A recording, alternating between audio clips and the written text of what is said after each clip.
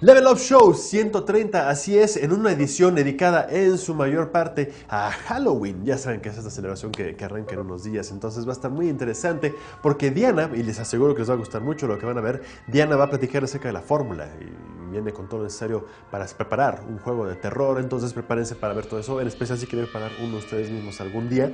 Reaper va a platicar acerca de Silent Hill, ya saben, con todo este rollo de que posiblemente es el purgatorio, entonces vamos a ver las motivaciones de los personajes, lo que les sucede, qué es lo que están intentando expiar.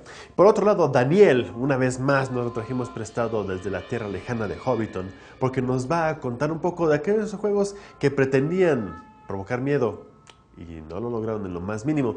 Y Densho, parece que Densho se fue a pedir calaverita. Para la gente que no sabe de qué estamos hablando, espérense y lo van a ver, es algo muy interesante. Pero antes, les tenemos algo muy especial y antes de eso, arrancamos.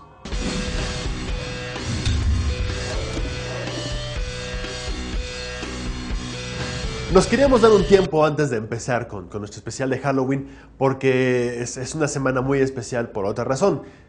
Por supuesto es el lanzamiento de Uncharted 3, Drake's Deception, que por supuesto es el juego más esperado de PlayStation 3 del año, uno de los más esperados del año, y pues el que ya se está esperando como para ya empezar a cerrar las listas de los mejores juegos del año, porque hay muchas esperanzas puestas en él. Entonces, ¿por qué hay tantas esperanzas puestas en él? Es una situación muy distinta a cuando salió Among Thieves. ¿Por qué? Voy a platicarles un poco de eso.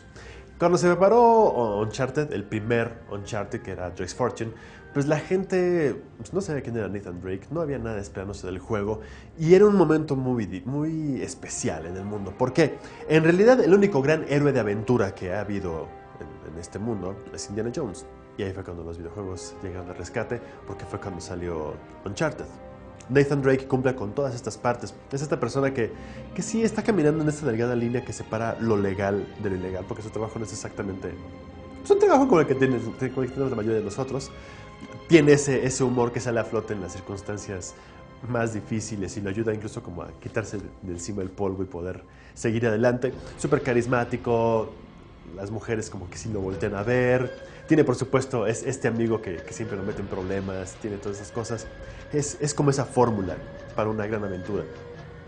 El problema del primer Uncharted es que pues nadie sabía nada hasta que empezó a generar ruido. Por supuesto la gente empezó a jugarlo, se empezó a dar cuenta de que era un muy buen juego, se empezó a hacer una bola de nieve gigantesca y ya la gente dijo, wow, Uncharted es un juego bastante increíble, porque no lo supimos antes. Así pasa generalmente con lo que en Estados Unidos le llaman los sleeper hits, que son esas cosas que tienen todo lo necesario para ser buenos, pero nadie los conoce. Entonces de repente cuando salen a flote, sucede lo que pasó con Uncharted en este caso. Después se preparó ya el lanzamiento de Uncharted 2 Among Thieves y ya para ese momento todo mundo conocía Uncharted. Ya se sabía que era el gran juego que tenías que tener de PlayStation 3. Ya estaba todo el momentum necesario para poder empujar el juego de esta forma.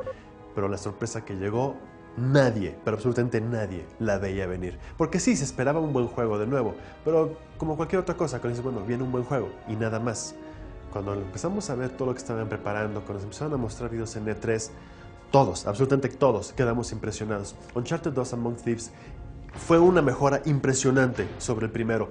De entrada, gráficamente. O sea, llevaron a los gráficos dentro de PlayStation 3 a un punto que no cualquiera ha podido replicar hasta ahorita y que ya algunos dicen que todavía se le puede sacar más, pero no están seguros de que vayas a lograr un salto tan impresionante como el que hubo entre Uncharted 1 y Uncharted 2.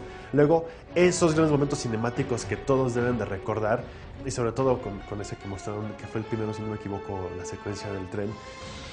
Eso es lo que hace una gran aventura. Ya tienes el personaje que está bien establecido, ya tienes a sus amigos que también ya son parte de la aventura, metes algunos personajes nuevos como Chloe que ya empiezan a ponerle salsa a las situaciones, empieza a provocar los típicos enredos y después toda esta parte tan impresionante de una aventura que ya nace de gente que ya conoces y de personajes a los que ya quieres y a los que estás esperando. La parte gráfica posiblemente es de las más impresionantes porque Naughty Dog ahí demostró algo impresionante. Muchos están acostumbrados de Naughty Dog a pues, que hacían juegos como para niños y de repente se lanzan a hacer algo de esta forma. ¿Cuál fue el resultado? Uncharted 2 Among Thieves ya quedó como uno de los juegos más cimentados de PlayStation 3. Entonces por eso ahora todo el mundo está volteando al lanzamiento este martes de Uncharted 3, Drake's Deception. Lo que sabemos de la historia, preferimos no hurgar mucho porque es muy esperado. Sabemos que se va a enfrentar, por supuesto, con esta mujer, con Catherine Marlowe, que es esta cabeza de una secta muy rara y que tiene su mano derecha, que es Talbot. También este personaje que está dispuesto a hacer todo, pero no tanto como Cutter. Cutter, que es el enforcer que vemos mucho en las películas, que es el que se encarga de hacer lo que pide el malo y asegurarse de que suceda. Me recuerda mucho al personaje de Nick Nolte en Arma Mortal, en la primera Arma Mortal. Entonces, ¿qué estamos esperando de Uncharted 3? El salto gráfico no va a ser tanto como el que hubo del 1 al 2. Sí hay por ahí algunas mejoras que se pueden llegar a ver. El multiplayer, que también fue una presentación del segundo, es una oferta también bastante interesante, que de nuevo nada se expande el universo. A final de cuentas, ¿qué estamos esperando de Uncharted 3 y hacia dónde va? Definitivamente, posiblemente el mejor juego que hemos visto hasta ahorita, que nos puede ofrecer el PlayStation 3. Es ese título que todo el mundo va a tener que tener. En unos días más vamos a tener el review y por supuesto vamos a poder apoyar todo esto y decirles, sí, lo tienen que tener. Entonces, solo quiero platicarles todo eso. Es la hora de que yo me vaya y ahora sí, dejar que entren todos los monstruos que hay que mostrarles hoy.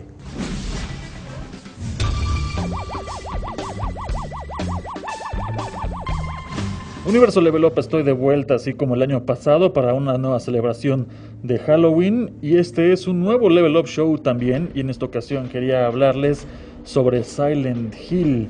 Este lugar que ha sido reconocido pues prácticamente como un purgatorio, donde muchas personas han ido a sufrir y a vivir prácticamente un infierno aquí en la tierra.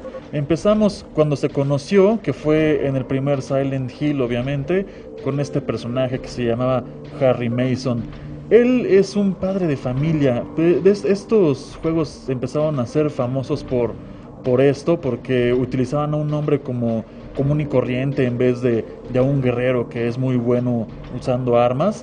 En este universo son personajes que son unas personas así comunes y corrientes como tú o como yo, y eso era lo que hacía como que un poco más aterrorizante este universo, debido a que pues inclusive cuando manejabas a los personajes se iban tropezando y se golpeaban con las puertas, se cansaban mucho y pues inclusive no sabían manejar las armas, ¿no? Harry Mason era un escritor joven que venía viajando con su hija y pues tuvieron un accidente y le pierde la vista. Entonces él la empieza a buscar y pues empieza realmente a vivir una tortura, porque él ya había perdido a su esposa hace 4 años, ya había muerto, y su hija era el único familiar que le quedaba. Entonces imagínense ir por este pueblo donde empieza a haber estos cambios de dimensión, debido a que hay un culto ahí que adora a una deidad malévola, y que al parecer su hija tuvo algo que ver. Entonces este hombre realmente vive una gran pesadilla y un infierno al estarla buscando por ahí. Es una desgracia lo que pasó en Silent Hill en el primero, porque realmente Harry Mason no pudo salvar a su hija Cheryl, pero por ahí le entregaron una pequeña bebé que es la reencarnación de Cheryl y de Alessa. Fue este hombre el primero que conocimos que entró a sufrir a Silent Hill. Este personaje, este pequeño bebé que le fue entregado a Harry Mason en el final del Silent Hill, regresa en Silent Hill 3, 17 años después. Ella es Heather, y entonces ella se entera de que está como que predestinada, y bueno, no predestinada, sino que va a ser usada para darle nacimiento a una terrible deidad. Entonces hay un culto detrás de todo este asunto. De hecho, este culto es algo recurrente en la serie de Silent Hill, y aquí lo que tratan de hacer es atraparla para que le dé nacimiento a esta deidad. Pero bueno, Heather se las arregla para salir adelante de todos estos problemas, e inclusive termina con la vida de esta deidad. Desgraciadamente el que no sale con vida fue Harry Mason. En Silent Hill 4 The Room vemos a un personaje llamado Henry Townshend, que cuando inicia el juego está atrapado, ya lleva 5 días atrapado en su departamento, una pesadilla verdaderamente terrible. Y de hecho hay algunas personas que dicen que este Silent Hill ya no fue tan bueno, pero yo conozco algunas personas que viven solas y que realmente tuvieron pesadillas con porque el personaje principal lo primero que ve cuando inicia el juego es su puerta encadenada y no puede salir, y te explica que ya lleva 5 días ahí. Nos enteramos que Henry Townshend es una de las víctimas de un ritual que un asesino serial tiene que cumplir, que tiene que matar a 21 personas. Él va a ser el número 21, y nos enteramos de que la única manera de salir adelante de esta situación es matando al asesino serial, y esto es un problema porque este es un no muerto. Entonces se dieron cosas bastante interesantes en este título. En Silent Hill 5, mejor conocido como Homecoming, usamos un personaje que se llama Alex Shepard, que es un soldado, aparentemente. De hecho, a muchas personas no les gusta esta temática porque este personaje ya peleaba mejor, era muy bueno peleando y usando armas, pero realmente cuando avanza la historia nos enteramos de que pues este hombre realmente no es un soldado, sino que es una persona que ha estado atrapada en una institución mental durante mucho tiempo y está viviendo vivió alucinaciones de que era soldado, y cuando regresa a su pueblo natal se entera que su hermano ha desaparecido, encuentra a su madre catatónica y pues empiezan a suceder muchas cosas extrañas, y entonces él recuerda que realmente él fue el que mató a su hermano cuando era chico, y todo esto es por culpa de este culto que se da a conocer en la serie. Los padres de Alex y de su hermano eran miembros de este culto junto con otras personas, y se retiraron de Silent Hill, pero para hacer esto hicieron un pacto de sangre en el que se comprometieron a matar a uno de sus hijos para poder mantenerse alejados de Silent Hill.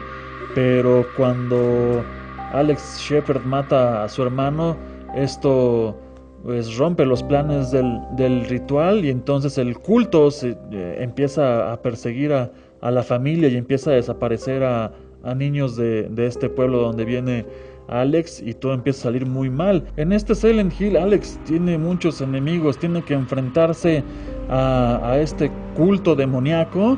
Además tiene que pensar si va a perdonar o no a sus padres por haber hecho lo que sucedió en el transcurso de su vida, e inclusive tiene que ver si se va a perdonar a sí mismo por haber matado a su hermano cuando era chico. A nivel personal, yo creo que el que más ha sufrido en Silent Hill, y por eso lo dejé al final, es James Sunderland de Silent Hill 2. Este personaje llega a este horrible pueblo por una carta que le llega de su esposa muerta, que le está diciendo que lo está esperando en su lugar especial. Pero realmente al final del juego, casi al final, nos enteramos de que James realmente mató a su esposa. Ella tenía una enfermedad terminal, y él decidió matarla por un deseo egoísta, porque simplemente ya estaba harto de atenderla, y según esto él decía que lo hacía como por un favor hacia ella, pero realmente fue algo egoísta de él, y esta culpabilidad logró que en Silent Hill él viera una representación del mejor ideal de su esposa, que se le encuentra en Silent Hill, pero la empieza a ver morir una y otra vez. Entonces él sufre la pérdida de su esposa muchas veces, e inclusive aquí sabemos que su propia culpabilidad es lo que logra que se crea este personaje famoso, Pyramid Head, porque él lo crea con su necesidad de ser castigado por haber matado a su esposa. Termina así nuestro viaje por este terrible pueblo de Silent Hill. Nosotros seguimos esperando el Downpour, no sabemos si va a ser un buen juego o no.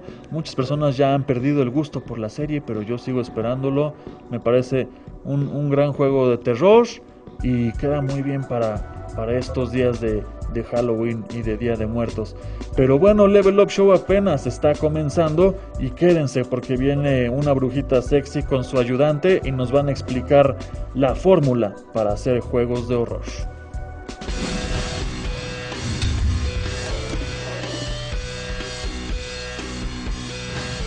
Y Antar Silent Hill fue uno de esos juegos que de pronto nos causó un poquito de terror al principio, pero como ya de andar tanto con ustedes se me pegó el cuento de criticar, voy a hablar de juegos de terror.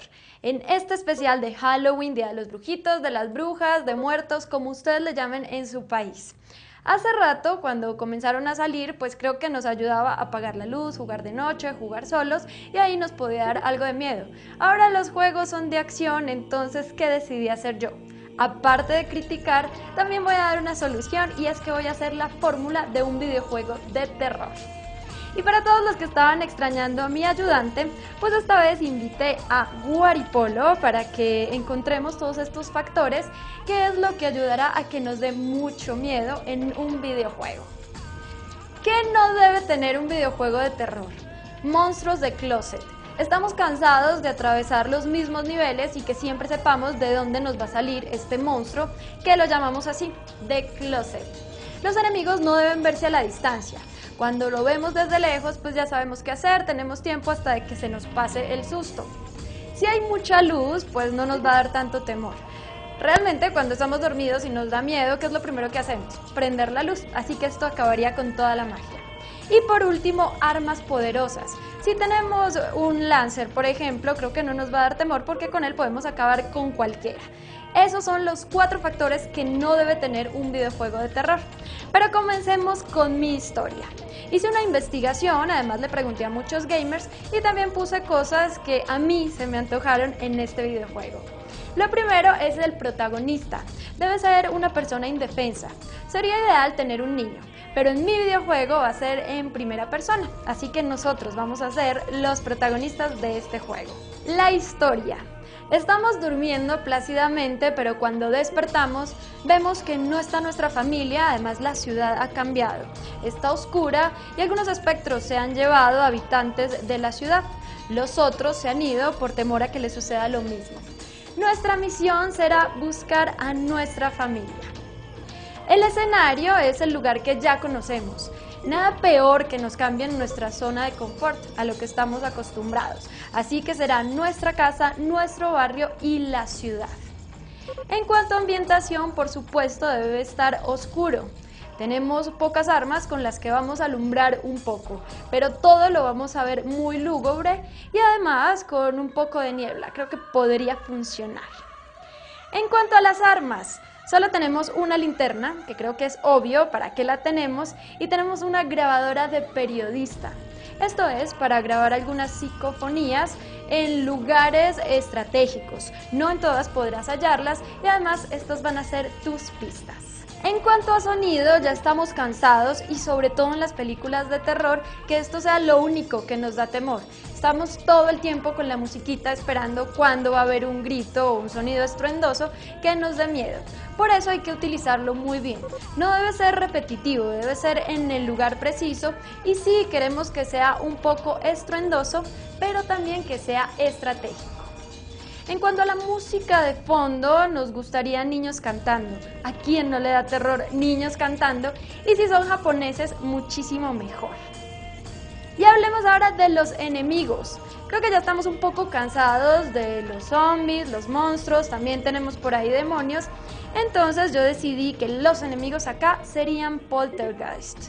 Estas son manifestaciones físicas de algunos espectros o fantasmas. Con esto podríamos causar muchísimo daño, así que no nos podemos acercar mucho donde sepamos que hay energía, porque allí podemos sufrir un gran daño, así como mi ayudante, que espero que no haya sufrido mucho. El combate será cuerpo a cuerpo. Bueno, no vamos a tener en sí un cuerpo, pero sí podemos forcejear un poco. No vamos a tener mucha fuerza, así que lo único que nos queda será huir y escondernos. Nuestra misión, como ya les había dicho, será buscar a nuestra familia. Y los voy a spoilear un poco. Les cuento que al final vamos a poder rescatar a casi todos, así que va a tener un final terrorífico.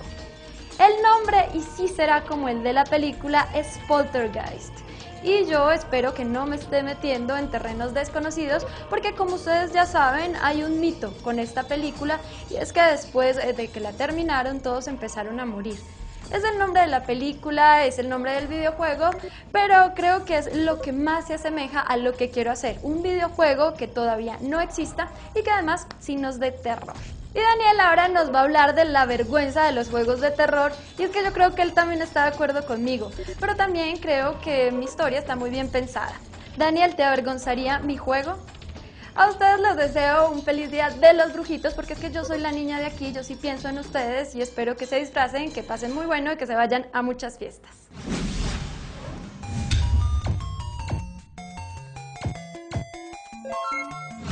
Que si podría funcionar o que si me gusta, por supuesto que sí, Diana. Es una excelente idea y la verdad es que te quedó muy bien la fórmula. Creo que estás perfeccionando más o menos esa noción de las fórmulas y de los juegos. A lo mejor hasta podrías dedicarte a esto, quién sabe. Sería bueno que algún desarrollador pusiera ojos en esta niña. Pero bueno, mientras dejamos esto atrás, yo les voy a contar una pequeña historia que a lo mejor queda perfectamente con el juego de Diana. Imagínense que despierta un papá a la mitad de la noche, son como las 3 de la mañana, y despierta porque su hija le dijo que tuvo una pesadilla, así, ay papi, tuve una pesadilla. Entonces va el papá bien adormilado todavía, así, bostezando, estirándose todavía un poco, y le pregunta a la niña, ¿qué es lo que sucede, pequeña? Y la niña le dice, no te puedo contar. Y el papá pues ya bien preocupado porque detecta que hay algo raro ahí. Entonces la niña le dice, el papá le dice, ¿por qué? Y la niña le contesta, porque en mi sueño soñaba que cuando te contaba esto, el monstruo que está con la piel de mi mamá venía por ti. Y en eso se abre la puerta. ¿Se imaginan esto? Yo sé que está un poquito trillado y que lo han visto en muchísimas películas, pero a diferencia del cine, los videojuegos de terror han perdido un poquito su calidad. En algunos casos no es poquito, ha sido bastante, y pues creo que se ha demeritado cada vez más el género. Creo que de cuando comenzó, que realmente transmitían esa sensación de terror, no me refiero cuando eran aventuras pixeladas que veíamos monstruos de 4 píxeles ahí moviéndose por la pantalla en el Atari, sino en los juegos de Silent Hill, en Fatal Frame, en Clock Tower, que íbamos explorando dentro del juego y que el escenario nos envolvía, nos sumergía cada vez más en la tensión, en el suspenso. Y ahora no, ahora los juegos son, pues sí, de supervivencia, el género es survival horror por algo, pero ha pasado de ser supervivencia en la que tenías que luchar por huir, por escapar de los monstruos, de las criaturas que estaban siguiéndote todo el tiempo, a que al final pues seamos soldados superpoderosos, personas con muchas habilidades, con muchas armas, con muchísimas balas para defendernos de todo lo que aparezca. Un buen ejemplo es Silent Hill Homecoming, que después de que la franquicia se había ido un poquito deformando, que había perdido un poco su calidad argumental, llegamos a este punto y, oh sorpresa, tenemos un personaje que es militar de las fuerzas especiales como protagonista y que sabe muchas técnicas de combate, casi Krav Maga, como si fuera Splinter Cell.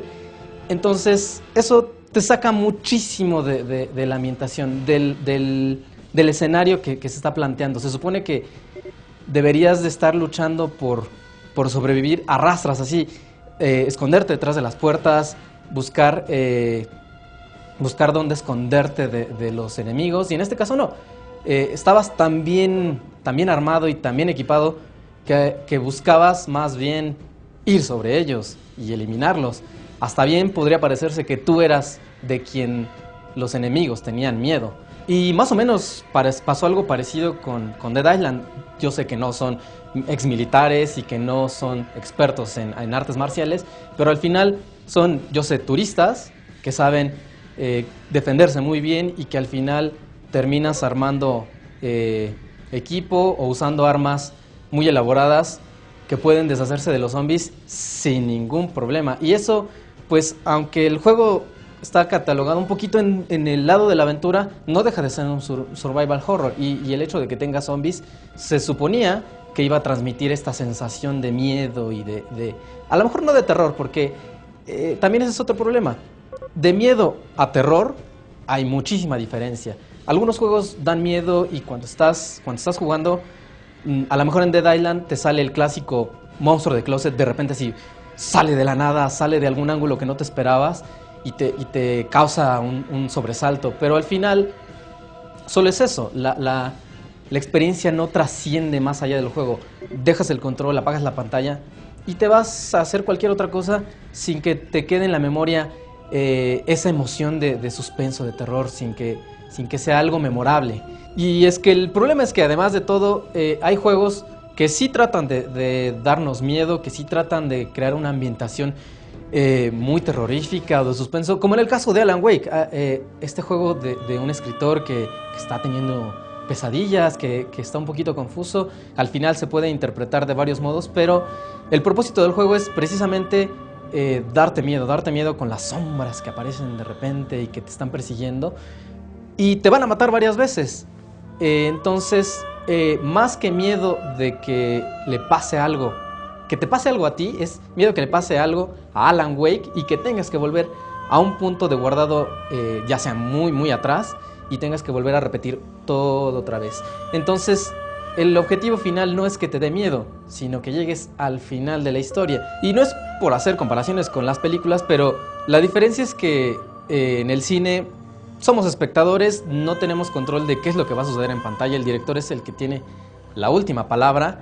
Y en los videojuegos, toda esta interactividad, todos estos elementos que están en el juego, es un juego, tiene que haber interacción, pero cuando aparecen elementos en el menú como tu contador de vida, como tu contador de balas, que accedes a menús, te sacan de la experiencia, no da miedo y al final pues son juegos que pasan de largo, que no se quedan en tu memoria y que pues lamentablemente van, otra vez como dijimos al principio, demeritando pues las cualidades del género.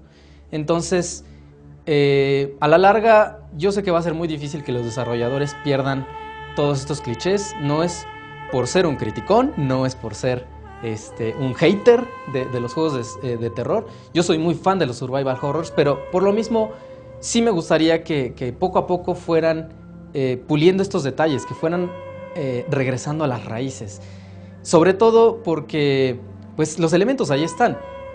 Incluso en Dead Space, que quitaron toda la interfase y que solamente en puntos muy específicos recurres al menú y vas a estas estaciones de actualización. Fuera de lo demás, son elementos que al fin se eliminaron, pero lamentablemente al sacarte a situaciones fantasiosas de ciencia ficción, también dejan de apelar un poco al terror inherente que tenemos. Porque otro elemento, y es con lo que voy a finalizar, es que los juegos de terror necesitan humanizarse un poco más. Está bien que luchemos con corporaciones multinacionales como Umbrella o que haya conspiraciones también gubernamentales como en el juego de Fear, pero al final son circunstancias en las que nunca como personas comunes vamos a estar y que nos sacan también de la ficción, nos quitan esa sensación de terror tan necesaria y que le hace mucha falta a estos juegos survival horror. Y bueno, ha sido todo por ahora. Yo sé que son muchas críticas, pero para críticas, una vez más, los dejo con el maestro de las quejas, mi querido Densho.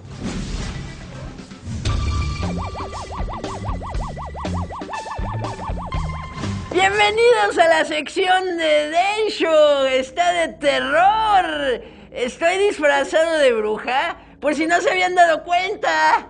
Y también improvisé mi disfraz porque sí, ya basta de ya, bienvenidos a mi sección. Qué barbaridad, hace mucho calor aquí dentro. Voy a jalar tantito, estamos perfecto. Todas las cosas que ocurren en esta semana son de terror, relacionadas con Ultratumba y más allá. Así que tengan cuidado, no les vayan a jalar las patas, ¿no? Y bueno, estamos ya por terminar este Level Up Show. Nada más quiero recordarles, en la semana anunciaron Grand Theft Auto 5. ¡Bravo! ¡Ay, Rey! Sentí miedo porque yo no me lo esperaba. Nadie se esperaba que anunciaran Grand Theft Auto 5. De repente amanecimos un martes así de, órale, va a haber, ¿qué va a haber? Que va a haber Grand Theft Auto 5. Y ya en unos días vamos a estar viendo las primeras imágenes porque nos van a enseñar el avance, a ver qué tal va a estar. Y bueno, otra de las cosas, ya ayer, si no me equivoco, salió en Japón Final Fantasy Type 0. Final Fantasy Type 0 ya salió en Japón y, híjole, hace calor. Ya salió en Japón y esto es una bendición para los fans de Final Fantasy que esperaban la versión portátil de la saga Fábula Nova Crystallis. ¡Ey! ¿Qué es eso? ¡Me da miedo! Es otra idiotez de Square Enix, ¿verdad? Así es una de esas. Bueno, este juego que estaba primero para celulares, luego para PSP, se llamaba, no me acuerdo, Agito. Agito se llamaba, Agito. ¡Ay, como el que le enseñan a Drácula para ahuyentarlo! Así le enseñan el ajito. Entonces, ¡ay, qué viejito! Entonces, bueno, ya salió y Tetsuya Nomura, gracias a Dios, ya dijo que ya descansó porque le encargaron el bomberazo para que acabara el juego y que ahora sí ya se va a dedicar a Final Fantasy 13 2, o no es cierto, al otro, al Final Fantasy Versus. Al Versus ya. Vámonos a la... y no, se me había olvidado. Salió el rumor ya de que Microsoft y Sony ya están trabajando en las consolas de siguiente generación. El PlayStation 4, no sabemos si se va a llamar así, y el siguiente Xbox. Entonces saldrían, según los rumores, en 2013. Y bueno, a mí me da mucha pena por Nintendo porque parece que le va a pasar lo mismo, se va a rezagar un poco en tecnología. Parece que a pesar de que Nintendo ya va a hacer su consola HD y que se va a ver mejor que el PlayStation 3, pues siempre la aplica, ¿no? Cuando salió el Wii se veía mejor que el Super Nintendo, ¿no? Y que el PlayStation 1, así, pues obvio, ¿no? Entonces el Wii U se va a ver mejor que el Xbox 360 y que el PlayStation 3, pero las siguientes consolas de Microsoft y de Sony probablemente se vean mejor. Probablemente se vaya a rezagar, pero como va a salir primero la consola de Nintendo, probablemente venda más, como sucedió con el Wii. Y esto no es tan bueno para Nintendo porque se va a estancar. ¡Se va a estancar! ¡Ay! Y bueno, se acabó Level Up Show, se acabó Level Up Show. Disfruten el Halloween, vayan a pedir calavera y me convidan caramelos. No sean... ¡leros! ¡Adiós! ¿Dónde está? ¡Ay, el moco! Heather se las arregla para terminar con el culto. Bueno, con el culto no, con la deidad. En Silent Hill 4 vemos a un personaje que se llama Henry Townshend. Déjame checar, no se me voy a equivocar. De hecho, todo este infierno que vive este personaje, pues... yo lo que tenía que decir algo. Creo que lamentablemente los videojuegos de terror se han ido, pues... Espérame otra vez. Lo mismo, ya. Que te vas defendiendo de los enemigos con poca habilidad. No, espérame, otra vez. Y creo que... y no te da miedo. Espérame. Ya voy, ya casi acabo. La historia. Nos despertamos de repente y vemos que nuestra casa. Ay, se me olvidó qué más sigue. Nuestra misión es salvar. ¿Desde el principio de la historia? Lo que más temor nos da es que cambie un poco a lo que ya estamos acostumbrados. No, eso no es. Nuestra misión, buscar a nuestra familia y ya no voy a decir nada más. Es un final terrorífico y la parches. Y la misión será encontrar a tu familia. Debes seguir las pistas para encontrarlos y los voy a spoilear un poco. No vas a encontrar a todos. Por eso el final va a ser algo terrorífico. No. Está bien, ya no salió. Ok. ¡Qué bueno que les gustó la sección del mapache! Que ahora habló habló de... ¡Metal Gear! No, de Metal Gear no habló de... ¡Los juegos de terror! No, habló de pie porque sentado no sale en el video. ¡Ay, pendejo! ¡Ay, güey! Espera, déjame como... ¿Otra vez?